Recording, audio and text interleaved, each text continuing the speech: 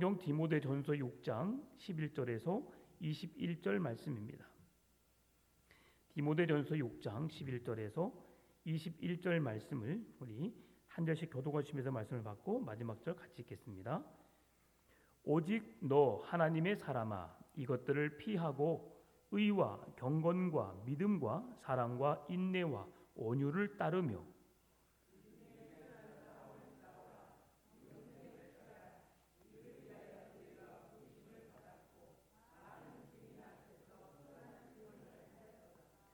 만물을 살게 하신 하나님 앞과 본디오 빌라도를 향하여 선한 증언을 하신 그리스도 예수 앞에서 내가 너를 명하노니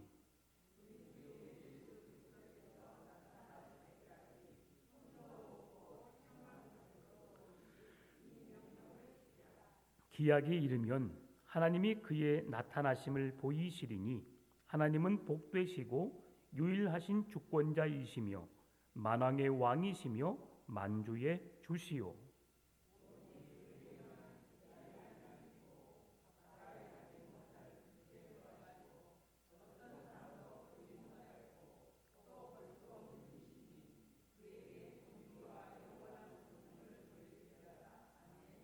내가 이 세대에서 부한 자들을 명하여 마음을 높이지 말고 정함이 없는 재물에 소망을 두지 말고 오직 우리에게 모든 것을 후히 주사 누리게 하시는 하나님께 두며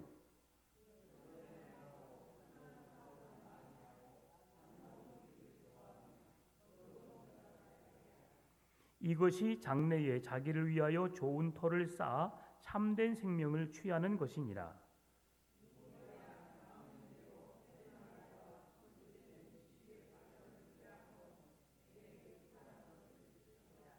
이것을 따르는 사람들이 있어 믿음에서 벗어났느니라.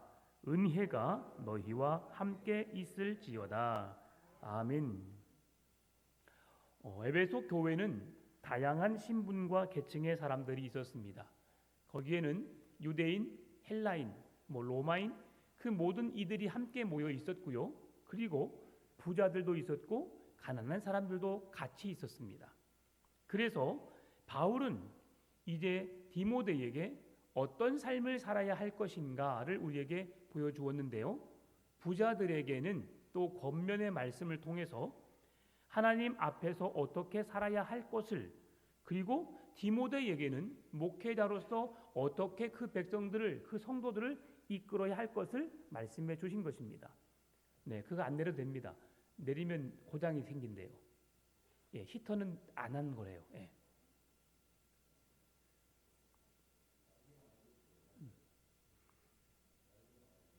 자, 그래서 바울은 오늘 디모데를 위해서 오늘 그렇게 말하고 있습니다. 11절에서 오직 너 하나님의 사람아. 참 듣기만 해도 은혜스럽죠? 오직 너 하나님의 사람아 라고 되어 있습니다. 하나님의 사람, 하나님의 사람, 이 호칭은 구약 성경에서 선지자를 부를 때 불렀던 호칭입니다. 너 하나님의 사람아. 모세를 부를 때, 사무엘을 부를 때, 다윗을 불렀을 때 그렇게 성경에서 너 하나님의 사람아 라고 불렀던 호칭이 그렇게 불려졌습니다. 신약에는 오늘 디모데전서 6장 11절 오직 너 하나님의 사람아 라고 불러진 것 같고요. 디모데후서 3장 17절에서 또 한 번 하나님의 사람아 라고 부릅니다. 이는 하나님의 사람으로 온전하게 하며 모든 선한 일을 행할 능력을 갖추게 하려 함이라. 아멘. 여기에서 하나님의 사람, 어떤 사람을 말하는가요? 디모데후서 3장 17절에서 말씀해주고 있는 것처럼 모든 선한 일을 행할 능력을 갖춘 사람, 온전한 사람, 이 사람을 하나님의 사람이라고 말합니다. 그래서 바울은 너 하나님의 사람아, 네가 온전한 하나님의 사람이 되기 위해서 어떻게 해야 되느냐? 네가 피해야 할 것이 있다. 네가 하지 말아야 할 일들이 있다. 그것을 4가지로 말씀해 주고 있습니다. 먼저는 그것을 첫 번째 피하라라고 했습니다. 4가지 동사를 통해서 바울에게 권면하고 있는데 제일 먼저 피하라. 무엇을 피하라? 디모데에게 앞에서 4절 6절에서 5장 4절 6절에서 무엇을 말씀해 주고 있냐면 어떤 과부에게 6장 4절 5절이죠. 교만하여 아무것도 알지 못하고 변론과 언쟁을 좋아하는 자니 이것은 누구를 말하냐면 거짓 교사들을 말하는 겁니다. 거짓 교사들과의 그런 언쟁을 피하고 거짓 교사들로부터 신앙 안에서 서지 못하게 하는 여러 가지 그릇된 것들을 피하라라고 말씀하는 겁니다. 그러면 디모데에게 바울이 부해지려고 하는 욕심, 돈을 사랑하는 욕심, 그런 것들을 피하라라고 말씀해 주고 있어요. 그러면 먼저는 4절 6절 거짓 교사들의 특징을 피한다. 거짓 교사들은 어떤 특징을 가지고 있느냐? 그들은 교만한 마음을 가지고 있어요.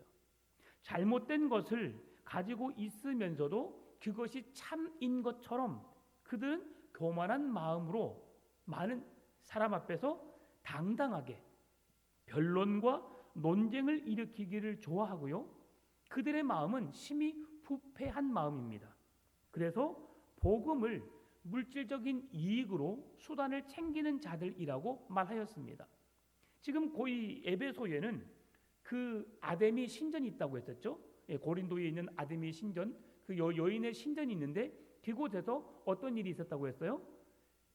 종교 지도자들이 행하는 제사의 법에 따라서 다른 이방 신들을 섬기는 신전이 있었기 때문에 그 신전을 섬기는 사람들에게 뭘 했느냐? 그 신을 대신할 수 있는 뭔가를 만들어서 그들에게 팔았다고 했어요. 그래서 거짓된 것을 그들이 팔므로 인해서 이익을 챙기는, 그래서 수많은 이익으로 인해서 거짓 교사들은 잘못된 가르침으로 인해서 물질적인 이익을 챙기는 그런 자가 많았다는 거죠. 뭐가 거짓되냐? 여러분, 목사들도 거짓될 수 있어요.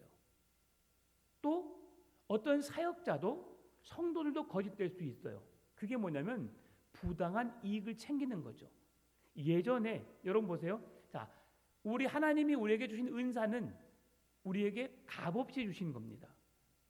우리가 잘나서 우리에게 신유의 은사를 주었고 어떤 우리가 뭔가 일이 내가 하나님 앞에서 뭔가를 행해서 나에게 예언하는 은사를 주셨고 그러지 않았어요.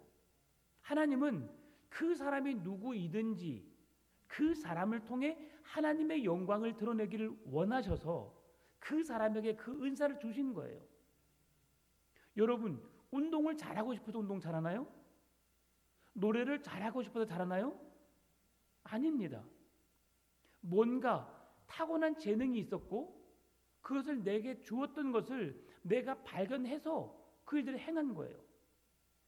어제 잠깐 인터넷 뉴스를 잠깐 보니까 참 놀라운 일들이 많더라고요. 우리의 마음을 너무 힘들게 하는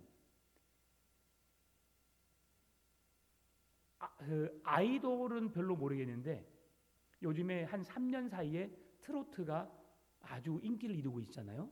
그래서 임영웅으로부터 시작해서 그들이 지금 한 2, 3년밖에 되지 않았어요. 트로트 여신들 해서 전유진, 김다현, 애들.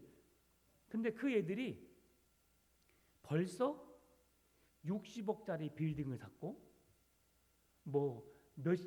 몇백억을만 지금 벌써 모았고 그런 기사를 올려놨더라고요.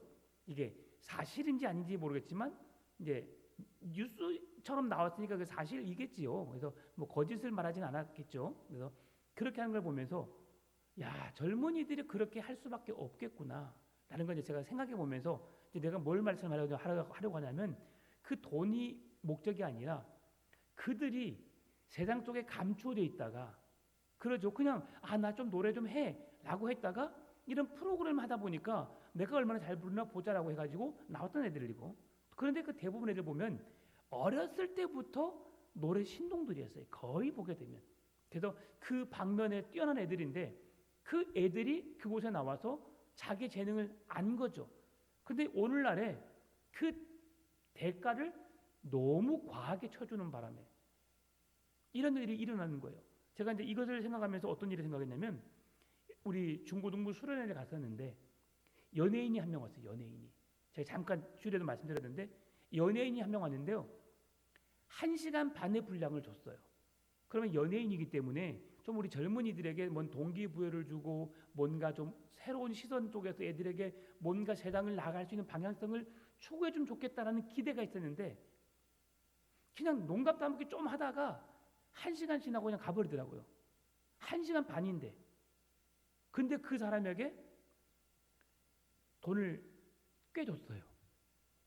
그런데 강원도에서 왔던 제 팀을 말씀드렸죠. 한 25명이 왔어요. 25명이 와서 5시 반부터 와가지고 저녁 11시까지 풀로 그냥 와서 애들하고 같이 밥 먹고 같이 교제하고 이야기하고 집회가 7시부터 시작했는데 10시 반까지 8시, 9시, 10시, 11시, 10시 반까지 3시간 반 동안 막 엄청나게 은혜스럽게 함께 찬양하고 기도하고 그렇게 말씀 앞에 서고 그 일을 했는데 1시간 하고 그냥 간 연예인하고 25명이 와가지고 거의 한 5시간, 6시간 정도를 함께 애들과 있었던 그 팀하고 사례가 똑같아요. 그걸 보면서 이건 너무하다. 애들에게 주어지는 파급 효과는 엄청 컸어요. 25명이. 그런데 너무 미안하더라고요. 이런 것들을 보면서 제가 이제 말하려고 하는 의도를 여러분 좀 생각했으면 좋겠습니다.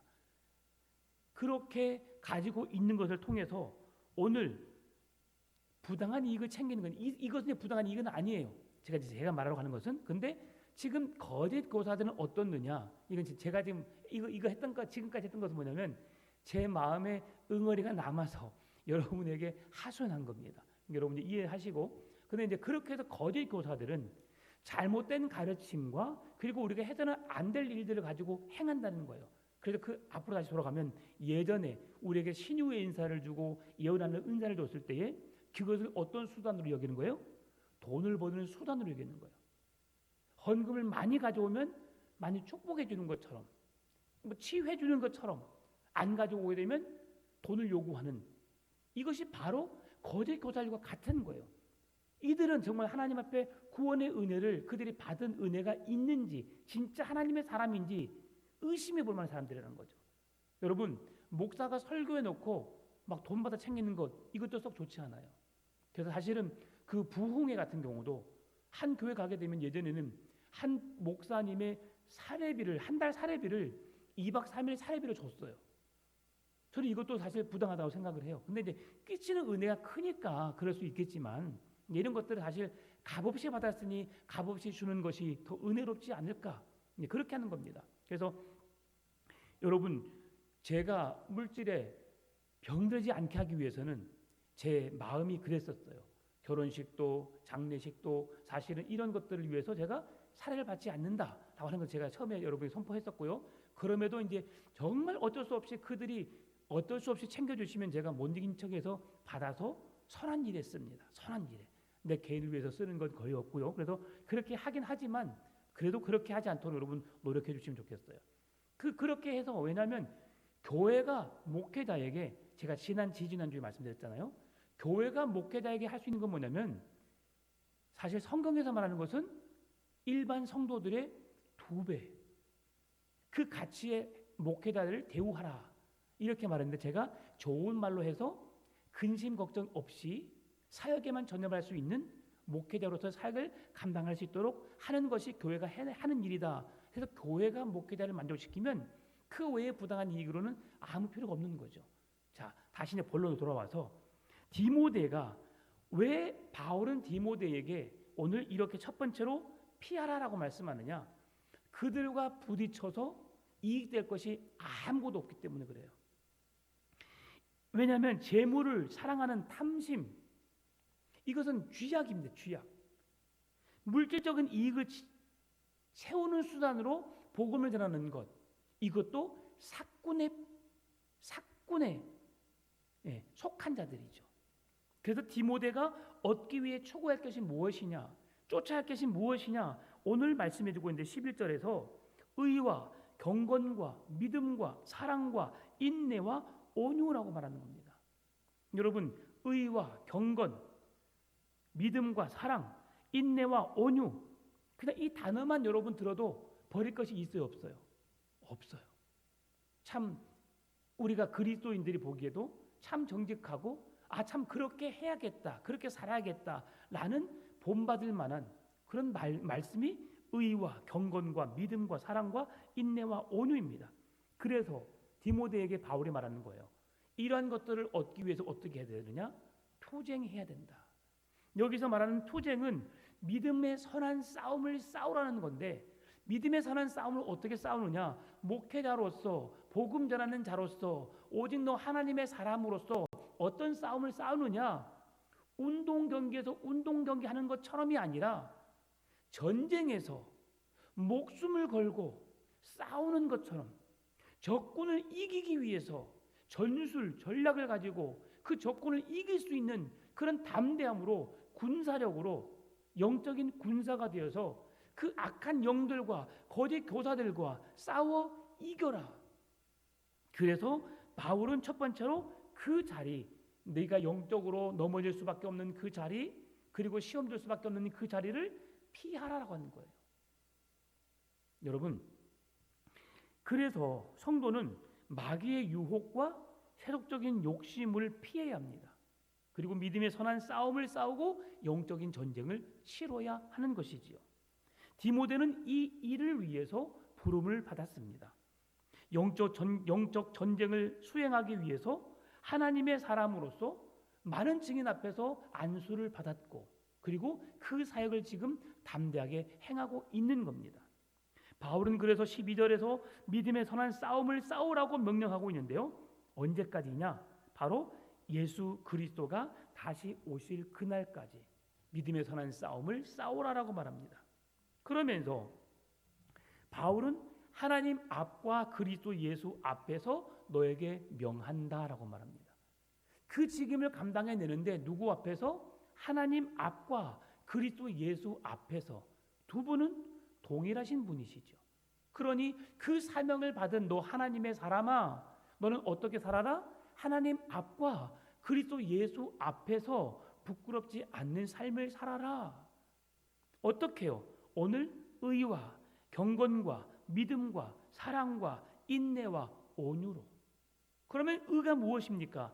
의롭다는 것은 뭐냐면 물질적인 욕심을 억제하고 사람들을 돈의 논리가 아닌 정의와 공의에 따라서 공정하게 대하는 것을 의라고 말합니다.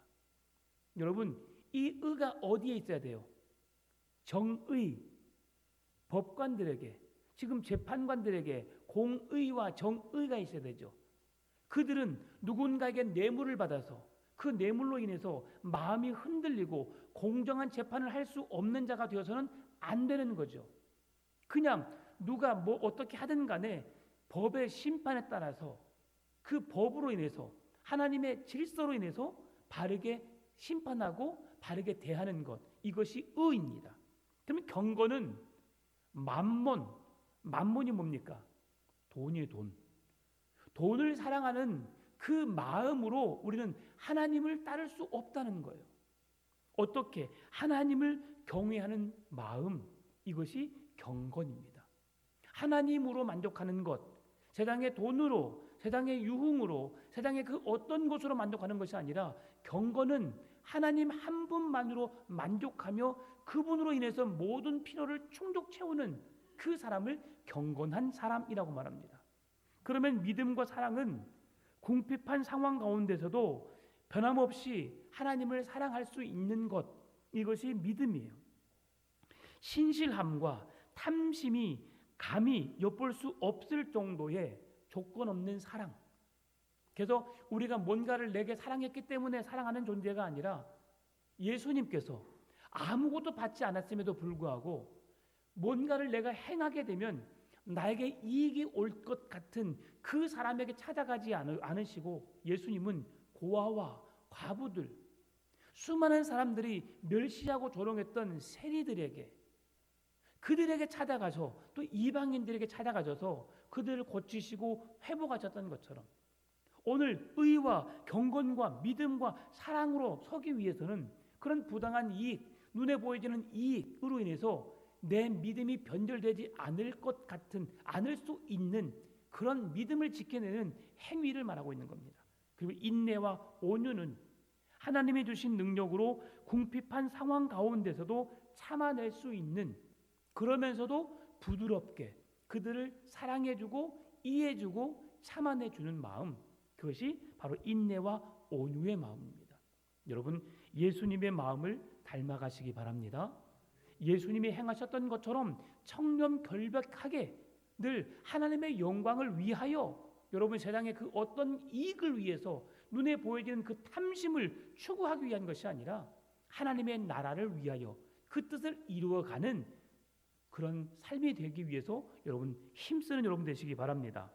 그래서 바울은 디모데에게 하나님이 주신 가치, 하나님 나라 가치관으로 의와 경건과 믿음과 사랑과 인내와 온유로서 온전한 하나님의 사람이 되기를 원하여서 그래서 피하라. 신앙의 믿음에 도움이 되지 못할 것 같은 것은 피하라라고 말씀하고 있는 것이죠. 이것은 예수님께서도 그 일을 이루기 위해서 모든 것을 참아내셨음을 말씀해 주고 있어요. 본디오 빌라도 앞에서 왜 예수님이 고난을 받으셨어요? 결정적으로 구원을 이루시기 위해서죠. 그가 참아내신 이유는 그냥 단지 내가 참을 수 있어서가 아닙니다. 참아내야만 했기 때문이죠. 그 고난의 과정을, 고통의 순간을 이겨내야만 했던 이유가 무엇이에요? 온 인류를 구원하시려는 놀라운 하나님의 계획이 그 안에 있었기 때문이에요. 그냥 말씀 한마디면 빌라도 같은 사람 그냥 로마 그냥 쓸어버릴 수 있어요. 그냥 하나님의 나라를 건설할 수 있어요. 그러면 하나님이 우리를 인격적으로 창조하신 것이 아무 의미가 없는 거예요. 그냥 하나님은 독재자가 되는 것이죠. 하나님은 사랑이 아니라 자기 멋대로 하신 분이 되는 거예요. 그래서 하나님이신 예수님은 이 땅에 하나님의 몸을 입고 오셨지만 그렇게 끝까지 참아내고 인내하심으로 십자가의 구원을 이루신 것이죠. 그것이 하나님의 놀라우신 사랑입니다. 그것도 흠도 없고 책망할 것도 없이. 예수님을 보면서 누가 예수님에 대해서 뭐가 잘못됐어라고 말하는 사람이 있어 없어요? 없어요. 그래서 바울이 디모데에게, 바울도 그렇게 자기 자신 스스로에게 자기에게는 하나의 질병이 있어서 그게 간질인지 안질인지 정확한 병명은 알 수 없지만 그가 가진 질병으로 인해서 다른 사람에게 피해가 되지 않기 위해서 자기 몸에 이상 증세가 오게 되면 혼자 저기 아무도 없는 곳에 숨어서 혼자 병을 앓고 고통스러워하다가 다시 건강해지면 나와서 복음을 전하고. 왜요? 하나님의 영광을 가려는 일을 하지 않기 위해서죠. 여러분, 우리의 모습 속에 사람들은 선입견이라는 게 있어요. 몸이 좀 불편한 사람이 뭔가를 선한 일을 해요. 그러면 참 좋은 일을 한다라고 하지만 또 한편에서는 지 몸이나 좀 추스리지 라는 우리 잘못된 편견이 우리 속에 있어요. 여러분, 이런 것들이 없어야 되겠지만 그래도 우리는 우리의 가진 몸으로 인해서 더 다른 사람 앞에 그런 부정한 잘못된 것을 심어주지 않기 위해서 그래서 더 노력해야 되는 것이죠. 그래서 흠도 없고 책망할 것이 없이 라고 하는 것이 14절에서 우리에게 말씀해주고 있다는 사실입니다. 그러면 오늘 이렇게 흠도 없이 책망받을 것이 없이 바울이 디모데에게 그렇게 명령하고 있는데, 그럼 두 번째 우리 바울이 디모데에게 권면하고 있는 게 무엇이냐, 어떤 것을 권면했을까? 두 번째는 때가 되면 그가 나타나실 것이니 충성하라는 것입니다. 오늘 본문의 15절 16절입니다. 기약이 이르면 하나님이 그의 나타나심을 보이시리니 하나님은 복되시고 유일하신 주권자이시며 만왕의 왕이시며 만주의 주시요 오직 그에게만 죽지 아니함이 있고 가까이 가지 못할 빛에 거하시고 어떤 사람도 보지 못하였고 또 볼 수 없는 이시니 그에게 존귀와 영원한 권능을 돌릴지어다. 아멘. 때가 되면 그가 나타나실 것이다. 여러분, 예수 그리스도가 이 땅에 다시 오실 것을 믿으십니까? 그런 일이 일어날까요? 어떻게 그런 일이 일어나겠어요? 지금 이렇게 좋은 세상에. 그것이 우리에게 주어지는 유혹이에요. 세상 사람들은 이 좋은 세상에, 돈이면 다 되는 세상에 만족하고 있고 그 세상을 추구하고 있어요. 그리고 지금도 더 많은 것을 얻기 위해서 노력하고 있어요. 여러분, 그리스도께서 재림하신다는 것, 이것은 하나님이 정하신 때입니다. 하나님은 신실하세요. 한 번도 거짓을 말한 적이 없고 잘못을 옳다고 부정하신 분 적도 없고, 그분은 항상 옳으시고 그분은 항상 진실하시고 그분은 항상 깨끗하셨어요.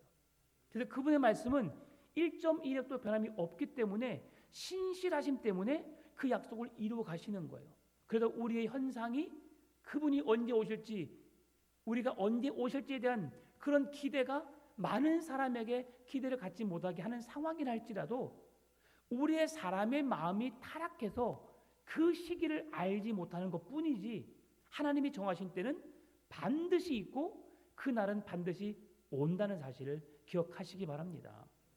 그래서 때가 되면 하나님이 예수님의 나타나심을 보이실 것인데, 그 예수 그리스도의 오심을 기다림으로 그 날이 되면 이 땅은 영원한 심판 속에 들어가게 되고, 예수 그리스도를 믿는 자들에게는 구원이요, 믿지 않는 자들에게는 영원한 심판 앞에 주어지는 그 진노의 날, 심판의 날, 그리고 구원의 날, 회복의 날.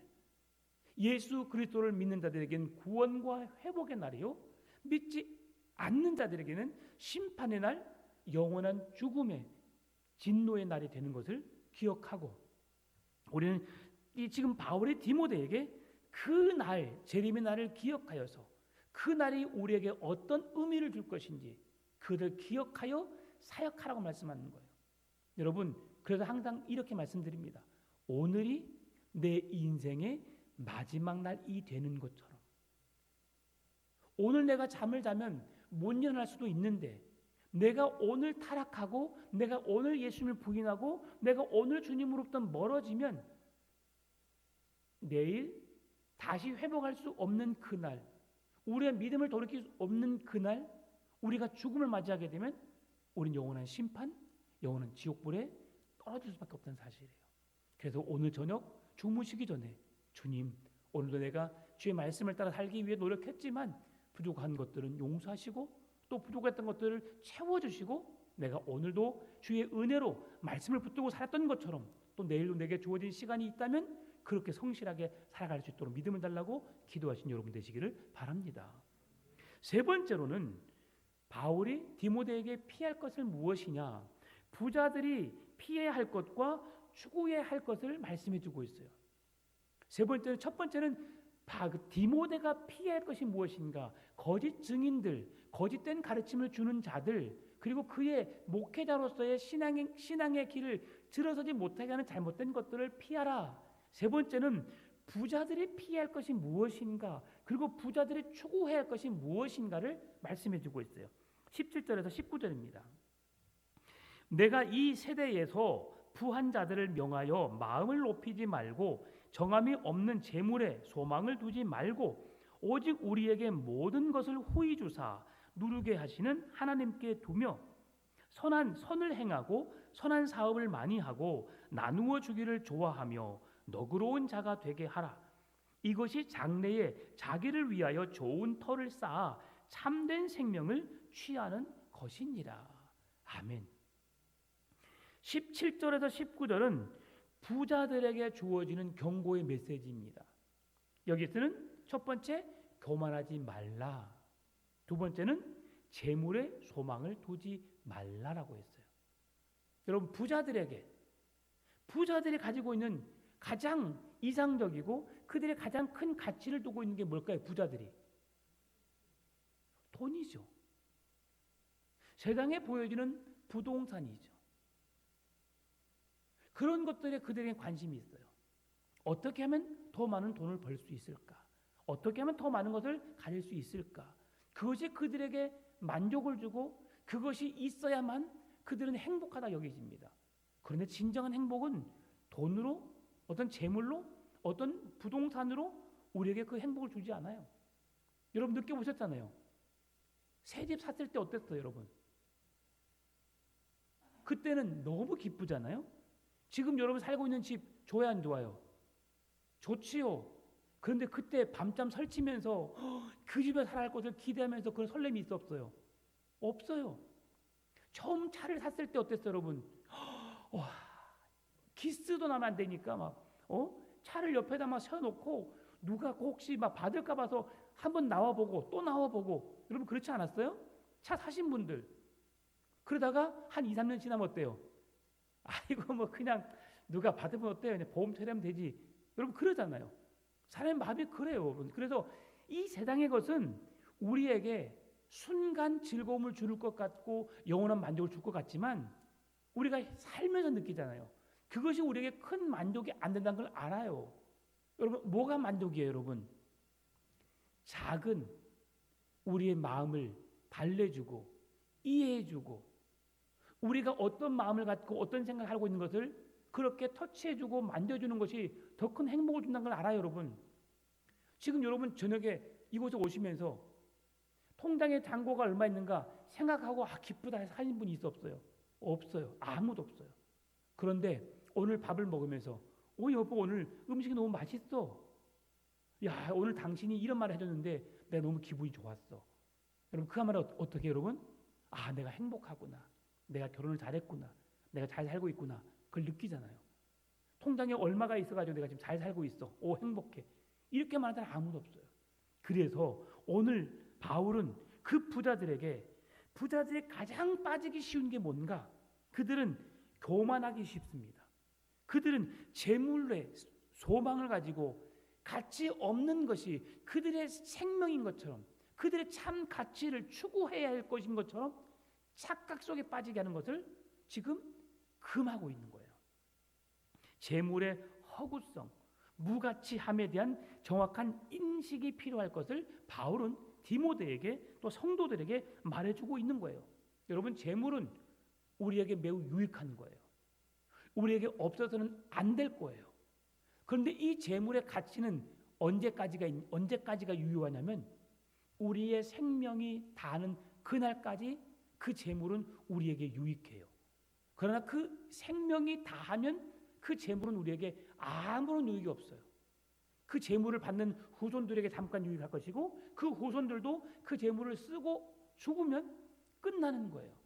그래서 이 땅에 살아가는 동안에 그 부자들에게 주는 피해야 할 것은 뭐냐면 돈을 따라가고 돈을 추구하고 이 세상의 모든 행복을 줄 것 같은 그 눈에 보여지는 것에 소망을 두지 말고 보이지 않는 하나님께 소망을 두고 그 영원한 하나님의 나라를 사모하는 자로 살 것을 말씀해 주고 있어요. 그래서 바울이 디모데에게 그들 부자들의 추구해야 될 게 무엇인가 라고 하는 것을 선행에 대한 3차례로 반복하고 있어요. 선을 행하고 오늘 17절, 18절, 19절에 말씀해 주고 있는 거예요. 3가지로 선한 사업을 많이 하고 나눠주기를 좋아하는 선한 사람이 되어라. 하나님이 내게 복을 주셔서 많은 물질의 복을 주셨고 건강의 복을 주셨고 그렇게 이 세상에서 내가 행복한 삶을 살 수 있도록 나에게 주신 것은 나 혼자 누리라고 주신 것이 아니라 그것은 선을 행하는 일에 선한 사업을 하고 나눠주기를 좋아하는 그 주님의 기쁨이 되는 일을 위해서 행하라라고 하는 의도에서 주셨다는 사실이에요. 여러분 내게 주신 것을 주를 위해 쓸 수 있는 그런 믿음을 가지시기 바랍니다.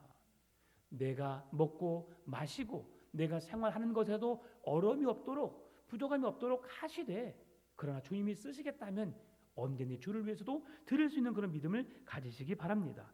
그래서 바울은 그 부자들에게 언제나 재물을 후하게 흔들어서 채우시는 하나님께 소망을 두고 그 하나님을 위해서 살아가면 하나님은 우리가 쓰면 쓸수록 다 가져가시는 분이 아니라 쓰면 쓸수록 채우시는 하나님이심을 경험하게 하신다고 하는 것을 우리에게 보여주고 있는 겁니다.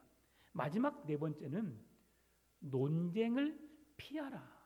그러면 논쟁은 선한 논쟁, 바른 논쟁은 괜찮아요. 왜? 그 논쟁을 통해서 우리가 더 바른 길로 나갈 수 있거든요. 그런데 우리에게 헛된 논쟁을 피하라라고 말합니다. 오늘 20절, 21절입니다. 같이 읽겠습니다. 디모데야, 망령되고 헛된 말과 거짓된 지식의 반론을 피함으로 내게 부탁한 것을 지키라. 이것을 따르는 사람들이 있어 믿음에서 벗어났느니라.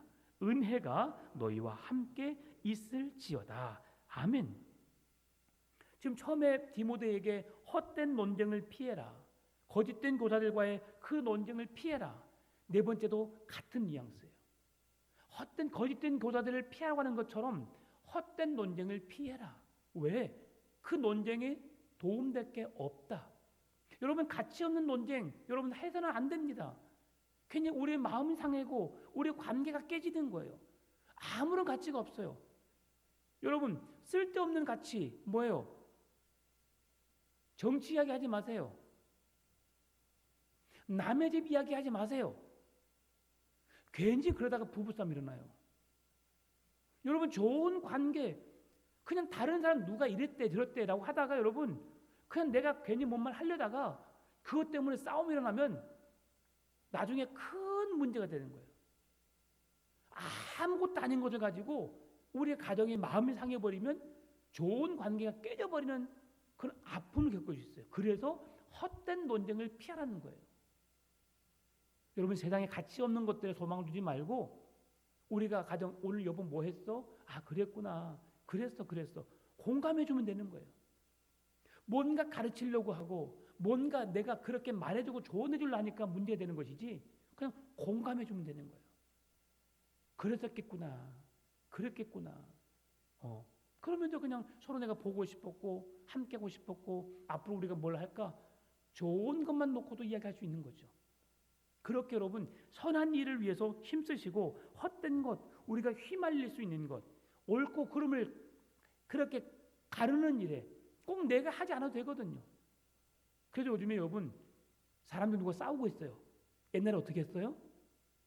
내가 가서 말렸거든요. 근데 꼭 그러다가 어떤 일이 생겨요. 말리다 보면 싸우는 사람 그 한 사람과 말리는 사람과 다시 싸우는 경우가 종종 일어났었어요. 그러면 얼마나 기분이 나빠요. 나는 아무 이유 없는데 두 사람이 싸우지 않기를 위해서 선한 마음으로 갔는데 나와 시비가 걸려서 결국은 내가 고통을 당하고 어려움을 당하는 상황이 생기거든요. 그래서 주님은 그런 것을 피하라고 하는 거예요. 지금 우리가 지혜로운 방법이 있죠. 뭐 하면 되는 거예요? 112 신고하면 되는 거예요. 119 신고하면 되는 거예요. 길거리 지나가다가 여러분 지갑 주우면 돼, 안 돼요? 안 돼요. 절대 줍지 마세요. 주우면 큰일 납니다. 주웠다가 그냥 의도적으로 나 그 속에 돈이 얼마 있었는데 어떻게 할 수 없는 거예요, 여러분. CCTV가 있어서 만약 확인이 되면 모르겠지만 CCTV가 확인이 안 된 상황이라면 이 사람은 엄청난 큰 액수를 물어야 되는 거예요. 그래서 요즘에 사람들을 그냥 쉽게 차에 태우지도 않아요. 여러분, 택시 운전사도 엄청난 큰 그래서 손해를 보는 경우가 많이 있어요. 술 취한 여성이 택시 타가지고 막 그런 사람은 의도적으로 그런 나쁜 짓을 행하는 사람들이거든요. 이건 한 예지만 여러분 헛된 논쟁을 피하시기 바랍니다. 아무런 영향가 없는 그 논쟁을 여러분 이재명이 구속되든 윤석열 탄핵되든 우리는 어떤 그분이 탄핵될 거야 안 될 거야 구속될 거야 안 될 거야 우리가 싸울 이유가 있어 없어요? 없어요. 여러분, 우리가 싸우지 않아도 헌법에서 재판관들이 어떻게 할 거예요? 형을 내릴 겁니다. 그러면 가만히 지켜보면 되는 거예요. 그런데 우리는 탄핵될 거야 안 될 거야 돼야지 안 돼야지 막 서로 막 얼굴 붉히면서 싸워요. 결코 이익되지 않아요.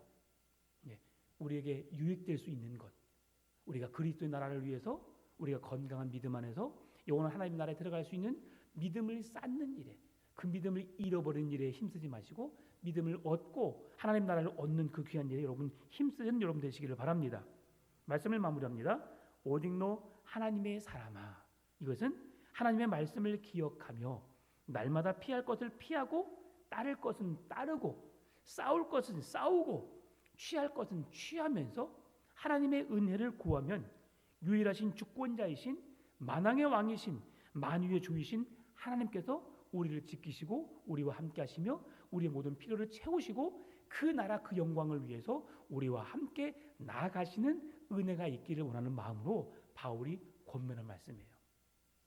디모데가 이 말씀을 듣고 에베소 교회를 잘 목회하고 잘 성실하게 그 교회를 세워갈 수 있도록 하기 위한 권면이었어요. 여러분 주의 말씀을 따라 순종하면서 그 말씀을 이뤄내기 위해서 또 교회가 덕스럽고 서로 마음이 상하지 않고 하나 되고 회복되는 일에 힘쓰면서 주님 오시는 그날까지 행복한 신앙의 삶을 살아가시는 우리 모든 성도님 되시기를 주님의 이름으로 축원합니다.